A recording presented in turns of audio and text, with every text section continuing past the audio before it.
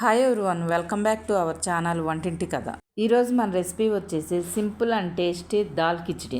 Bachelors కూడా ఈజీగా చేసుకునే ఈ దాల్ కిచిడి ఎలా చేసుకోవాలో చూద్దాం రండి. ముందుగా ఒక బౌల్ తీసుకుని 1 కప్పు బియ్యం వేసుకోవాలి. 1/2 కప్పు కందిపప్పు వేసుకొని నీట్గా వాష్ చేసుకొని గంట సేపు పక్కన పెట్టుకోవాలి. స్టవ్ వెలిగించుకొని ఒక కళాయి పెట్టుకొని 1 స్పూన్ గీ వేసుకోవాలి. 2 టేబుల్ స్పూన్స్ ఆయిల్ వేసుకొని తాలింపు దినుసులు, జీలకర్ర, ఎండుమిరపకాయలు వేసుకోవాలి. తాలింపు దినుసులు ఫ్రై అయిన తర్వాత సన్నగా కట్ చేసుకున్న వెల్లుల్లిపాయ ముక్కలు, అల్లం ముక్కలు వేసుకోవాలి. ఇవి కొంచెం ఫ్రై అయిన తర్వాత 1 ఉల్లిపాయ, 2 పచ్చిమిరపకాయలను కట్ చేసి వేసుకోవాలి. ఉల్లిపాయలు గోల్డెన్ బ్రౌన్ కలర్ వచ్చే వరకు ఫ్రై చేసుకొని 2 టమాటాలను చిన్న ముక్కలుగా కట్ చేసుకుని వేసుకోవాలి. టమాటాలు మగ్గిన తర్వాత ముందుగా కడిగి పెట్టుకున్న బియ్యం, కందిపప్పును వేసేసుకోవాలి.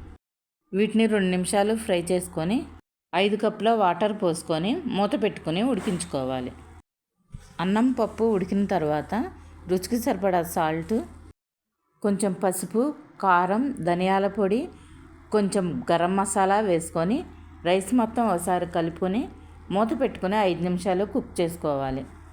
చిన్న నిమ్మకాయ సైజ్ అంతా చింతపండు రసం తీసుకొని కిచిడీలోకి వేసుకోవాలి.